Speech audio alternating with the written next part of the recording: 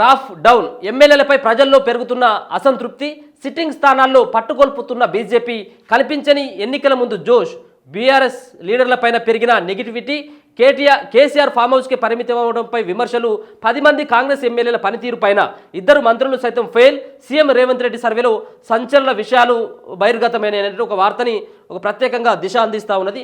అందరికి సంబంధించినటువంటి ఎమ్మెల్యేల పైన కొంత వ్యతిరేకత ఉన్నది. పార్టీల పైన గ్రాఫ్ కూడా తగ్గిపోతూ ఉన్నది. ఏ పార్టీ గ్రాఫ్ తగ్గిపోతూ ఉన్నది, ఏ ఎమ్మెల్యేల పైన వ్యతిరేకత ఉన్నది. 2 మంత్రులు ఉన్నటువంటి 12 మంది ముఖ్యమంత్రితో కలిపితే అంటే 2 మంత్రుల పైన తీవ్రమైనటువంటి వ్యతిరేకత ఉన్నదని చెప్పేసి వార్తలు వస్తూ ఉన్నాయి. మరి ఎవరెవరు ఉన్నారు, మరి ఆ మంత్రులు అనేది కూడా చూడాలి. ప్రజల్లో ఎమ్మెల్యేల పట్ల అసంతృప్తి పెరుగుతున్నదా, సొంత నియోజకవర్గాల్లో వారు పట్టుకోల్పోతున్నారా అంటే అవుననే సమాధానాలే వినిపిస్తున్నాయి. బీజేపీ, బీఆర్ఎస్ ఎమ్మెల్యేలతో పాటు కాంగ్రెస్కు చెందిన కొందరు ఎమ్మెల్యేలపైన ప్రజలు అసంతృప్తితో ఉన్నట్టు కనిపిస్తున్నది. రాష్ట్రంలో రాజకీయ పార్టీలు, లీడర్లు, ఆ పార్టీల ఎమ్మెల్యేల పనితీరుపై రీసెంట్గా సీఎం రేవంత్ రెడ్డి జరిపించిన సర్వేల్లో కీలక అంశాలు బహిర్గతమైనట్లు విశ్వసనీయ వర్గాల ద్వారా తెలిసింది. మూడు పార్టీలపైన సీఎం సర్వే. రాష్ట్రంలో కాంగ్రెస్ అధికారంలోకి వచ్చి ఏడాది పూర్తయింది. ఈ ఏడాది కాలంలో సొంత పార్టీ పనితీరుతో పాటు విపక్ష పార్టీలపైన బీజేపీ, బీఆర్ఎస్ గురించి ప్రజలు ఏమనుకుంటున్నారో అని తెలుసుకునేందుకు సీఎం రేవంత్ రెడ్డి పార్టీ వ్యూహకర్త సునీల్ కనుగోలు పలు సర్వేలు జరిపించినట్టు తెలుస్తున్నది. నియోజకవర్గాల వారీగా పార్టీల బలాబలాలు, అక్కడి సిట్టింగ్ ఎమ్మెల్యేల పనితీరుపై ఈ సందర్భంగా ఆరా తీసినట్టు తెలిసింది. సెగ్మెంట్లలో పార్టీలు, ఎమ్మెల్యేల గ్రాఫ్ తగ్గిందా, పెరిగిందా, తగ్గితే ఎందుకు తగ్గింది, సిట్టింగ్ ఎమ్మెల్యేల గురించి ప్రజలు ఏమనుకుంటున్నారు, ప్రజలకు ఏ మేరకు అందుబాటులో ఉంటున్నారు అనేక కోణాల్లో ఆరా తీసినట్టు తెలిసింది. సర్వే రిపోర్టుల ఆధారంగా క్షేత్రస్థాయిలో పార్టీని మరింత పటిష్టం చేయడం కోసం సీఎం ప్లాన్ చేస్తున్నట్టు పార్టీ వర్గాల్లో ప్రచారం జరుగుతున్నది. వాడిన కమలం. 6 నెలల క్రితం జరిగిన పార్లమెంటు ఎన్నికల్లో 8 ఎంపీ స్థానాలను బీజేపీ గెలుచుకున్నది. దీంతో రాష్ట్రంలో కాంగ్రెస్ పార్టీకి ప్రత్యామ్నాయంగా కమలం పార్టీ ప్రోగ్రాం ఉంటాయనే డిస్కషన్ జరిగింది. కానీ ఆ పార్టీ లీడర్లు ఎక్కువగా ప్రెస్ మీట్లకే పరిమితం అవుతున్నారనే విమర్శలు చాలా కాలంగా ఉన్నాయి. సీఎం రేవంత్ రెడ్డి జరిపించిన సర్వేల్లో బీజేపీ గ్రాఫ్ ఊహించినంత ఘోరంగా పడిపోయినట్లు వెల్లడైందని తెలిసింది. ఎంపీ ఎన్నికల్లో ఆ పార్టీ గెలిచిన 8 పార్లమెంటు నియోజకవర్గాల్లో చాలా బలహీనంగా ఉందని సమాచారం. కొన్ని చోట్ల ఆ పార్టీ ఉనికే లేదని తీరుగా ప్రజల నుంచి స్పందన వచ్చినట్లు ప్రచారం జరుగుతున్నది. అయితే బీజేపీకి చెందిన 8 మంది ఎమ్మెల్యేలకు గతంలో ఉన్నంత పాజిటివ్ ఇప్పుడు లేదని రిపోర్టులు వెల్లడైనట్లు తెలుస్తుంది. గులాబీ బాస్పై తగ్గని వ్యతిరేకత. సర్వేలో భాగంగా సీఎం రేవంత్ రెడ్డి మాజీ సీఎం కేసీఆర్పై ప్రజాభిప్రాయాన్ని కూడా దీనిలో తీసుకోవడం జరిగిందట. దాంట్లో మరి ఫామ్ హౌస్లే పరిమితమైంది కాబట్టి కొంత ఆయన పైన కూడా వ్యతిరేకత వ్యక్తం చేస్తున్నట్టుగా తెలుస్తూ ఉంది. ముఖ్యమంత్రి రేవంత్ రెడ్డి, మాజీ ముఖ్యమంత్రి కల్వకుంట్ల చంద్రశేఖరరావు పైన అభిప్రాయం సేకరించినట్టు కూడా తెలిసింది. అయితే కేసీఆర్పై ప్రజల్లో ఇంకా నెగిటివ్ పోలేదని, అందుకు 2 ప్రధాన కారణాలు ఉన్నట్లు సమాచారం. 10 బీఆర్ఎస్ పాలనను ప్రజలు ఇప్పటికీ మర్చిపోకపోవడం ఒక కారణమైతే, విపక్ష హోదాలో కేసీఆర్ ప్రజలకు దూరంగా ఉండడం రెండో కారణం అని తెలుస్తున్నది. ఈ ఏడాదిలో అసెంబ్లీ 4 సార్లు సమావేశమైతే కేసీఆర్ మాత్రం కేవలం ఒకరోజు వచ్చారు. అది కూడా ఎలాంటి చర్చలు జరగని బడ్జెట్ ప్రవేశపెట్టిన రోజు మాత్రమే సభకు హాజరయ్యారు. అయితే విపక్ష నేత హోదాలో కేసీఆర్ అసెంబ్లీకి వెళ్లకుండా ఫామ్ హౌస్కే పరిమితం కావడం సరికాదని అభిప్రాయాలు ప్రజల నుంచి వ్యక్తమవుతున్నట్లు తెలుస్తుంది. అయితే బీఆర్ఎస్ ఎమ్మెల్యేలో ఒకరిద్దరు మినహా మిగతా ఎమ్మెల్యేల పనితీరుపై నెగిటివ్ ఫీడ్బ్యాక్ వచ్చిందని, పార్టీ అధికారంలోకి కోల్పోయిన సదరు ఎమ్మెల్యేల హంగు ఆర్భాటం తగ్గలేదని ప్రజలు ఫీల్ అవుతున్నట్లు తెలుస్తున్నది. 10 మంది కాంగ్రెస్ ఎమ్మెల్యేలు, 2 మంత్రులపై నెగిటివ్. కాంగ్రెస్ పార్టీకి చెందిన 65 మంది ఎమ్మెల్యేలు ఉండగా అందులో 10 మంది ఎమ్మెల్యేలు, 2 మంత్రులపై ప్రజలు నెగిటివ్గా ఫీల్ అవుతున్నట్లు తెలిసింది. నెగిటివ్ రిపోర్టు లిస్టులో ఉన్న మంత్రుల్లో 2కి తమ అనుచరులు, బంధువుల తీరే పెద్ద సమస్యగా మారినట్లు తెలుస్తుంది. అలాగే ఫెయిల్ మార్కులు వచ్చిన జాబితాలో మెజార్టీ మంది కొత్త ఎమ్మెల్యేలు ఉండగా ఒకరిద్దరు సీనియర్ ఎమ్మెల్యేలు సైతం ఉన్నట్లు సమాచారం. నియోజకవర్గంలోని రియల్ ఎస్టేట్ దందాలు జోక్యం చేసుకోవడం, సన్నిహితులు, బంధువుల దూకుడుపై ప్రజలు అసంతృప్తిగా ఉన్నట్టు తెలుస్తుంది. కొందరు ఎమ్మెల్యేలు పార్టీ కేడర్తో సన్నిహిత సంబంధాలు కోల్పోవడం, ప్రజలకు దూరంగా ఉండడం, ప్రభుత్వ కార్యకలాపాలపై ప్రజలకు వివరించట్లేదని రిపోర్టులో పేర్కొన్నట్లు తెలిసింది. అయితే పనితీరు సరిగా లేని ఎమ్మెల్యేలను విడివిడిగా పిలిచి కౌన్సిలింగ్ ఇచ్చే యోచనలో సీఎం ఉన్నట్లు పార్టీ వర్గాల్లో ప్రచారం సాగుతున్నది. పెరిగిన రేవంత్ గ్రాఫ్.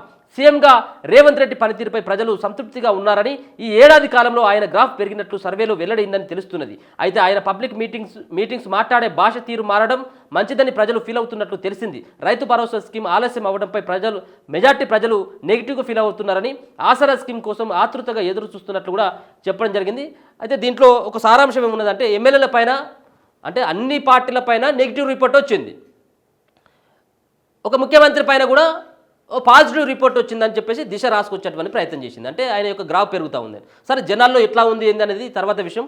కానీ దీంట్లో ఒక పక్కన ముఖ్యమంత్రి రేవంత్ రెడ్డి గారు మాట్లాడేటువంటి ఆ భాష తీరు పట్ల రకరకాలైనటువంటి భిన్నాభిప్రాయాలు వ్యక్తమవుతున్నాయి. ముఖ్యంగా ఆయన ఒక ముఖ్యమంత్రి హోదాలో ఉన్నప్పుడు ఆయన భాషను మార్చుకోవాలని చెప్పేసి ఒక పక్కన పార్టీ నేతలు సైతం కూడా సూచించినట్టుగా తెలుస్తూ ఉంది. రెండో అంశానికి వచ్చినట్టయితే ఉంటే పథకాలు ప్రజలకు చేరవేయడంలో వాళ్ళు ఇచ్చినటువంటి హామీలను నెరవేర్చడంలో ఇప్పుడు ఉన్నటువంటి ప్రభుత్వం కొంత విఫలమైనప్పటికీ రాష్ట్రంలో ఉన్నటువంటి లోటు బడ్జెట్ కావచ్చు, గత సర్కారు చేసినటువంటి అప్పుల భారం కావచ్చు, వీటన్నిటితోటి ప్రజల దగ్గర నుంచి కొంత భిన్నాభిప్రాయాలు వ్యక్తం అవుతూ ఉన్నాయి. అంటే ఒక పక్కన కాకుండా రేవంత్ రెడ్డి వచ్చి సంవత్సర కాలం అవుతున్నా కానీ మాకు పథకాలు ఎందుకు ఇవ్వలేదని చెప్పేసి గట్టిగా నిలదీసేటువంటి ఆస్కారం కానీ సాహసం కానీ ప్రజలు చేయలేకపోతా ఉన్నారు. ఎందుకంటే వాళ్ళకి తెలుసు గతంలో ఉన్నటువంటి సర్కార్ రాష్ట్రాన్ని ఏ విధంగా దివాలా తీసిందన్నటువంటి దానిపైన ఇంకా కూడా వాళ్ళు ఇంకా సంవత్సర కాలం అయినప్పుడు కూడా ఇంకా ఓపికనే పడతా ఉన్నారు. జనాల నుంచి ఎక్కడ కూడా అంటే మిశ్రమమైనటువంటి స్పందన వచ్చినప్పటికీ కూడా గట్టిగా ఆయనను నిలదీసి అడగాలన్నటువంటి ఆ కోణంలో ఎవరు కూడా ప్రజలు ఆలోచించట్లేదు. కొంత బడ్జెట్ వీళ్ళు చెప్పాలి, వీళ్ళు పదే పదే ఇప్పుడున్నటువంటి మంత్రులు కావచ్చు ప్రతిసారి ముఖ్యమంత్రి చెప్పాలనేది ఏమీ లేదు. మంత్రులు సైతం కూడా చెప్పాల్సినటువంటి ఆవశ్యకత ఎంతైనా ఉన్నది. అంటే రాష్ట్రంలో ఉన్నటువంటి బడ్జెట్ లోటు కావచ్చు, రాష్ట్రంలో దివాలా తీసేదానికి పరిస్థితులు, దానికి కారణమైనటువంటి వ్యక్తుల గురించి చెప్పాలి, ప్రజలకు వివరించినట్టయితే అర్థం చేసుకుంటారు. కానీ అలాంటివి చెప్పకుండా ఈ యొక్క మీరు ఇచ్చినటువంటి హామీలను మేము విస్మరిస్తాం, వీటికి కోత పెడతామంటే జనాలు ఆ విధంగా ఉండరు. మీరు చెప్పి చేయాల్సింది. సరే ఉన్నటువంటి హామీలు మీరు 420 హామీలు ఇచ్చిండ్రు, 6 గ్యారంటీలు ఇచ్చిండ్రు, ఇది వేరే అంశం.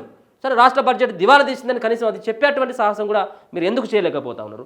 రెండో అంశానికి వచ్చినట్టయితే ఉంటే 10 మంది ఎమ్మెల్యేలు 2 మంత్రుల పైన వాళ్ళకు సంబంధించినటువంటి ఎవరు అనుచరులతోటి కొంత వాళ్ళకు మాయని మచ్చగా ఏర్పడతా ఉందని చెప్పేసి తెలుస్తూ ఉన్నది. సో ఏదేమైనప్పుడు కూడా నేను అనుకుంటా ఉన్నా కాంగ్రెస్ పార్టీలో ఉన్నటువంటి 10 మంది ఎమ్మెల్యేల పైన వ్యతిరేకత లేకపోతే గ్రాఫ్ తగ్గిపోయింది అనేది కాదు, దరిదాపుగా 30 మంది ఎమ్మెల్యేల పైన పూర్తి స్థాయిలో గ్రాఫ్ తగ్గిపోయింది. కేవలం మేము ఎమ్మెల్యే అయిపోయినాం 5 సంవత్సరాల తర్వాత కదా విషయం అన్నటువంటి ధోరణితోటి కనీసం ప్రజలకు అందుబాటులో లేనటువంటి వ్యక్తులు చాలామంది ఉన్నారు.